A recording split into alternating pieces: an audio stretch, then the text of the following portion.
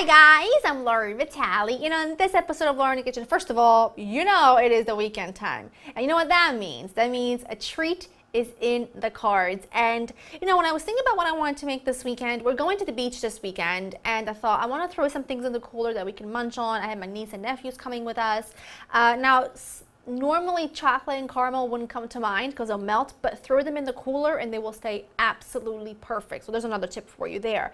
We are making my caramel chocolate oatmeal bars. They are too ridiculously to die for. They are easy, they're delicious, they're made just using ingredients you probably already have on hand.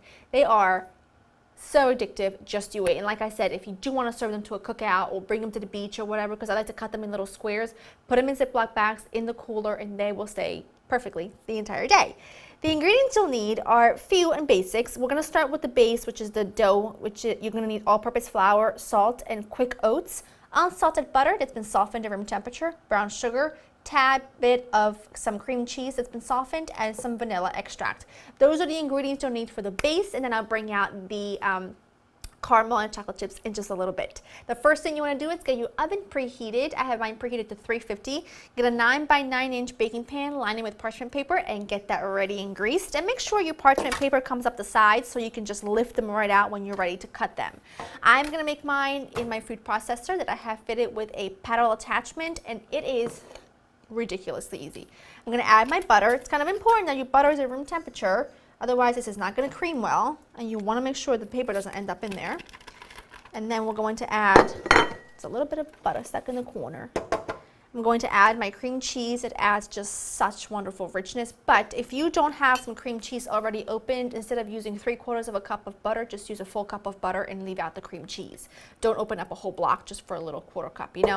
But I do think it makes a difference. It's just the texture is phenomenal. Add that right in there along with my brown sugar, and I'm just going to cream these together. I'm going to add a splash of vanilla extract. I'm just going to take my spatula and mix my dry ingredients together a little bit. Doesn't have to be perfect because your mixer will do all the work for you. I'm just going to scrape this off of the paddle attachment, scrape it around the sides. Don't worry that it's not perfectly mixed through because it will be. Add those right in, and you're just going to mix this long enough to incorporate everything. It'll only take about 20 seconds or so. There you go. Look at that, minimal mess. Yes, for growing up. Okay, mix these in for just a few seconds or until combined. Okay, I'm gonna take about that much of my dough, not much at all, just about a 1/2 cup or so. I'm gonna take that and set that aside. With the rest of the dough, with the batter or whatever you wanna call it, more like a dough, pop this right into your prepared pan. Now have some flour on hand or water. Either way, it doesn't really matter because it helps when you're pressing this in that it doesn't, see how it sticks to your hands like that? Well, I like to take a little bit of flour my hands, and then look. See? Press it in. You want an even layer, and keep kind of getting your hands dipped into that flour to make sure you can get a really nice even layer. Okay, this looks perfect. I'm going to pop this into the oven that I have preheated at 350 degrees for about 15 minutes or so. You want this to look quite golden around the sides. It won't be fully cooked through, which is what we want, but you certainly want this to be a little bit golden, so I'm going to pop this in and I'll show you the next step. My crust was in the oven for about 18 minutes. The edges are a lightly golden brown color, which is exactly what I want. And now for the topping, you're going to need some caramel sauce. You can make your own, and I have a fantastic recipe on my website, or you can buy just store-bought caramel sauce and it will work just as well. And you're going to need a little bit of flour and some semi-sweet chocolate chips, or you can use any chocolate chips of your choice. Now you are going to need to add some flour to the caramel sauce. This is a tip I read about a long time ago. When I was making something with caramel sauce, I can't even remember what it was, but I've read that you should put caramel sauce if you're going to bake it because it will never set. If you want them to set enough to cut through them, it'll never set without adding some flour to it. So I've done this ever since and it works wonders. So and it doesn't get clumpy or has a raw flour taste or anything like that. Just trust me when I tell you it just works really, really well. You can see it's really smooth. Get it off of your spoon. I'm going to use my spatula because it just works better. Move this out of the way. I put my crust on my baking sheet so I find it easier to get in and out of the oven. I'm going to pour this caramel over the crust. Okay, try and smooth that out as best as you can.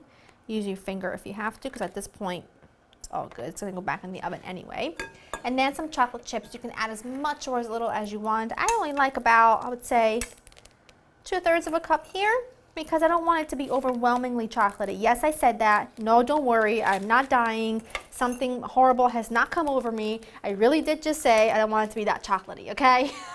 Just because I want to be able to taste the caramel. And then, look at me. I say that, but just look down here. I say that, but then the whole thing is covered with chocolate. It's like my instincts can't help themselves. This is good. Looks perfect. Okay. Then you just take your leftover dough and you crumble it all over the top as even as you can, making the little pieces about the same size, so again, they cook evenly. Okay, I'm going to pop this back in the oven for another 15 minutes or so, or until the top is lightly golden brown. Then you're going to let this cool to room temperature, and after it's been cooled to room temperature, you're going to pop this in the fridge for a couple of hours, and then it's time to serve. But first I got to wash my hands. Okay, so I popped these back in for around 20 minutes or so. Then I let them cool to room temperature on the counter, and I just popped them in the fridge for honestly like a half an hour. You can go up to 2 hours, but I find that it works really well. I do want to give you one tip though. Take these out of the tin when they've come to room temperature. Don't let them harden and cool completely in the baking pan, because they will stick to the side. So just lift them out, put them on a wire rack, and then put them in the fridge to finish cooling off completely. They smell so delightful, and look at that. I just know, I can tell by just the texture of me cutting into them that they're going to be really squidgy and fantastic. And because we put the flour in the caramel kind of hardened almost in its own layer instead of being oozy and running all over the place. Look at that. See it? I can't even. I cannot even. These are beyond phenomenal.